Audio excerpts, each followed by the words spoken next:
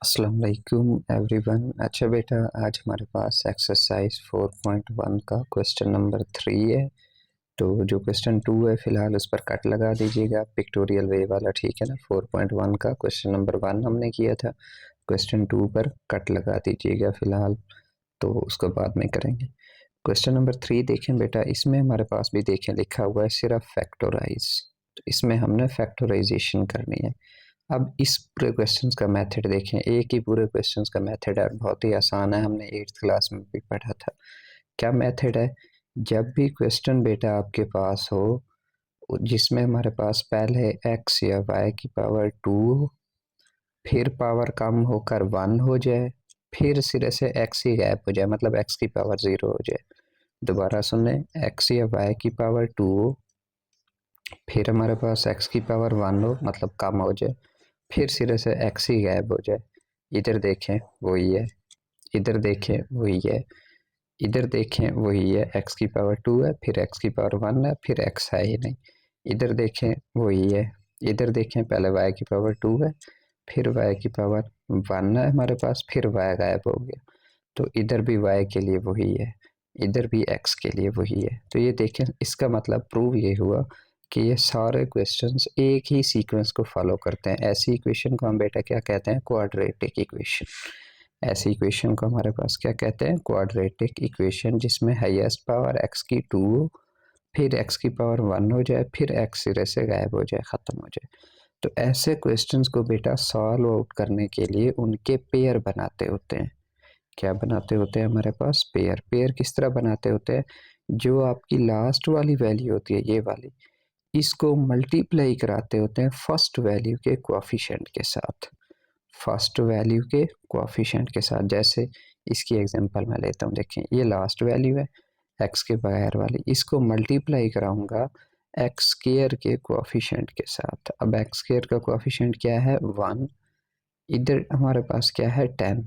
10 multiplied by 1 क्या आएगा? 10 1 ज़ा 10। अब दरमियान में देखें हमारे पास है 7x। अब कोई ऐसा आपने टेबल पढ़ना है इसमें कि उस जो दो आपने चीज़ें ली हैं हमारे पास, उनको मल्टीप्लाई कराएं तो 10x स्क्वायर है। जैसा कि इन दोनों को मल्टीप्लाई कराया ना, 10 मल्टीप्लाइड बाय 1 आया था 10, ये आगे x square, 10x square. Multiply कराएं उनको तो 10x स्क्वायर बने, प्लस कराएं उनको तो 7x बने। तो ये होती है पेयरिंग हमारे पास। फिर हम कॉमन लेते होते हैं उन दोनों में से, ठीक है। इसे हम कहते हैं, दूसरा इसका नाम होता है मिड टर्म ब्रेक। मतलब ये मिड टर्म हम क्या कर देते हैं? ब्रेक कर देते हैं। तो यही सारा मेथड होता है, ये हमने 8th क्लास में भी किया था। इसका मतलब ये 12 है, ये एक्स स्क्वायर है, इन दोनों को मल्टीप्लाई कराएंगे तो बेटा क्या आएगा? 12x square. क्या आएगा? 12x square. अब हमने ऐसा पेयर बनाना है कि उनको मल्टीप्लाई कराएं तो -12x स्क्वायर है, और उनको प्लस माइनस आपस में करें तो प्लस का x ही है। तो आप लोगों को पता है 3 4 ज़ा बेटा क्या होता है? 12। 3 4 ज़ा क्या होता है? 12। अब मुझे बताएं, मुझे तो दरमियान में प्लस x चाहिए, तो 4x माइनस 3x अगर करूँगा, 4x माइनस 3x अगर हमारे पास करूँगा तो प्लस का x हमारे पास आ नहीं जाएगा। और इन दोनों को अगर मैं आपस में मल्टीप्लाई कराऊँ, 4 3 ज़ा क्या होता है? 12। x मल्टीप्लाइड बाय x क्या आ जाएगा? ये आ जाएगा 12x स्क्वायर, और प्लस माइनस क्या बन जाएगा? माइनस। तो ये देखें, मिड टर्म भी ब्रेक हो गई और हमारा वही वाली चीज़ भी आ गई। तो इसे कहते हैं mid term break method. Hope so समझ आ गया होगा, हमने 8th क्लास में भी पढ़ा था। तो इसमें मिड टर्म को कैसे ब्रेक किया? X square plus 4x minus 3x minus 12। तो इसका मतलब सिर्फ ये मिड टर्म को ही एडजस्ट करना होता है। पहला और आखिरी वैसे का वैसे आता है, एक्स स्क्वायर और -12 वैसे आता है। इसको इस तरह ब्रेक करना होता है कि मल्टीप्लाई में जो हमने आंसर निकाला था -12x स्क्वायर वो आए, और प्लस माइनस में मिड वाली टर्म आ जाए। तो ये देखें, 4x माइनस 3x हमारे पास क्या आया? प्लस का x है। अब आपने बेटा कॉमन लेने होते हैं दो दो के पेयर में। टोटल आपके पास 4 वैल्यूज आती हैं, 4 वैल्यूज में आपने कॉमन लेना होता है। X square plus 4x common क्या आएगा? x। दोनों में दो दो का पेयर डिवाइड करना है आपने। x कॉमन लेंगे तो बेटा क्या आएगा? x plus 4। अब गौर से एक बात समझिएगा, क्वाड्रेटिक इक्वेशन की कंडीशन होती है कि जब आप मिड टर्म ब्रेक कर लें तो दूसरा जो पेयर है उसमें आपने वो वाला कॉमन लेना होता है, वो वाली वैल्यू कॉमन लेनी होती है कि जो पहली की ब्रैकेट में हमारे पास चीज़ आई है वो आ जाए। जैसे ये देखें इधर क्या आया है x+4। अब इधर मैं ऐसा कॉमन लूँगा इन आखिरी दो पेयर में हमारे पास कि कॉमन लेने के बाद दरमियान में x+4 है। अगर ये आपका नहीं आ रहा है इधर वाला हमारे पास x+4 तो इसका मतलब आपने पेयर गलत बनाया है। ये निशानी होती है क्वेश्चन को देखने की, ठीक है ना। तो इधर देखें -3x -12 में देखें दोनों में माइनस कॉमन है, पहले माइनस कॉमन ले लें।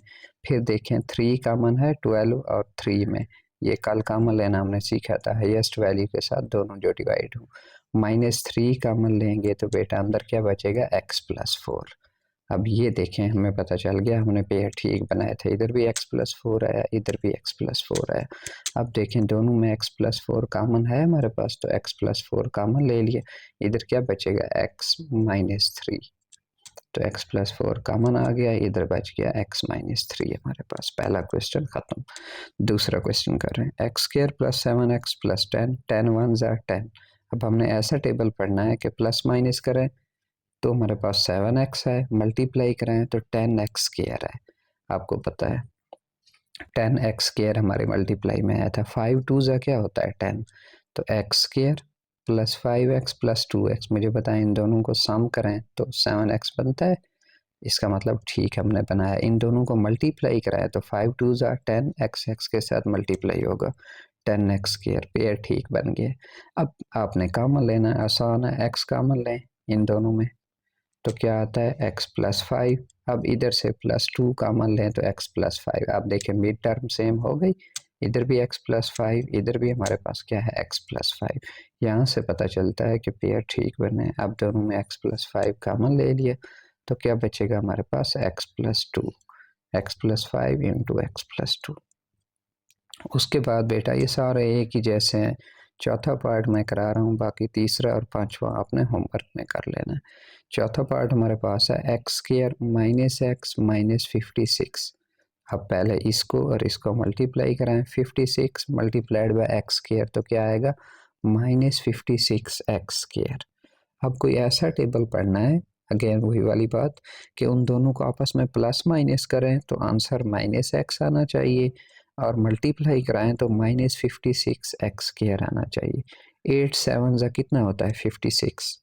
अब 8 और 7 को आपस में प्लस माइनस करें तो -x आ सकता है। कैसे आ सकता है, जब -8x + 7x करेंगे तो -8x + 7x आंसर क्या आएगा -x नहीं आएगा, मिड टर्म ब्रेक हो गई। इन दोनों को मल्टीप्लाई अगर करें 8 7 56, x के साथ मल्टीप्लाई होगा तो 56x² नहीं आएगा, वो भी माइनस का, प्लस माइनस माइनस 8 7 56x² हमारे पास। तो इसका मतलब ठीक बनाया है x² -8x + 7x -56। तो ये देखें -8x + 7x क्या आ जाएगा -x, मिड टर्म ब्रेक किए। अब दो दो के पेयर बना लें, x² -8x क्या आएगा, x कॉमन लेंगे तो x -8 आएगा। अब अगले में ऐसा कॉमन लेना है कि x -8 ही आंसर आना चाहिए। +7 कॉमन लेंगे तो x -8 आएगा हमारे पास। अब दोनों में देखें x -8 कॉमन है तो x -8 कॉमन ले लिया, इधर क्या बचेगा x +7 हमारे पास, ये आ गया।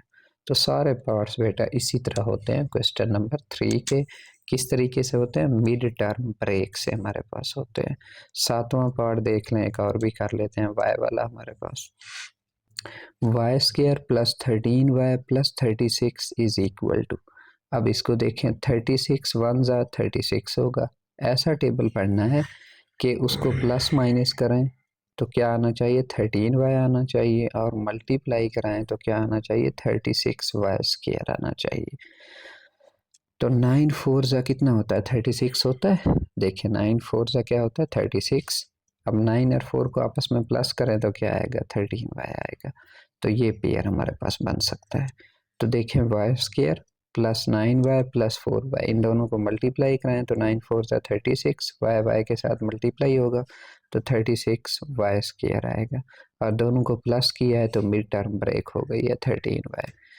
तो अब वही काम दो दो का पेयर लें और उनमें से कॉमन लें। वाई स्क्वायर प्लस 9, वाई में क्या कॉमन है, वाई कॉमन है, वाई कॉमन लेंगे तो इधर क्या बचेगा, वाई प्लस 9, तो वाई प्लस 9 आ गया।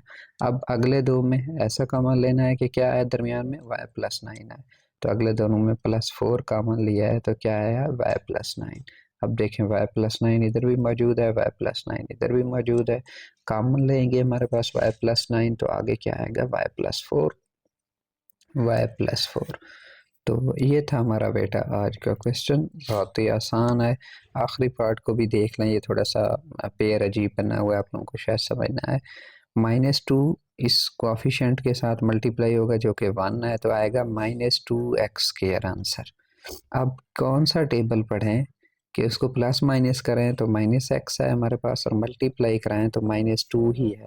तो बेटा आपके पास होता है 2 1 ज़ा 2, 2 1 ज़ा 2, ये देखें -2x + x, ये करेंगे तो आंसर क्या आएगा, इधर 1 मौजूद है ना, तो आंसर आएगा -x। मिड टर्म तो ब्रेक हो गया, क्या इन दोनों को मल्टीप्लाई कराएं तो -2x² आता है, हाँ जी आएगा हमारे पास -2x मल्टीप्लाइड बाय x, क्या आंसर आएगा, -2x²। तो ये जो हमने टेबल पढ़ा है वो कौन सा है, 2 1 ज़ा 2, तो -2 + 1 करेंगे तो आंसर कितना आएगा हमारे पास, -1 ही आएगा। तो यही आया है हमारे पास, फिर वही कॉमन लेने वाला मेथड है, कॉमन लेने के बाद हमारा आंसर आ गया। सबका देख लें, इधर पेयर बने हुए हैं हमारे पास, सॉल्यूशन आप लोगों को क्लियर नज़र आ रहे हैं। तो ये हमारे सारे 8 पार्ट्स के पेयर हैं जो आपने जस्ट हमारे पास क्या करने हैं, याद रखने हैं। ओके जी, मिलते हैं अगले लेक्चर में, थैंक यू।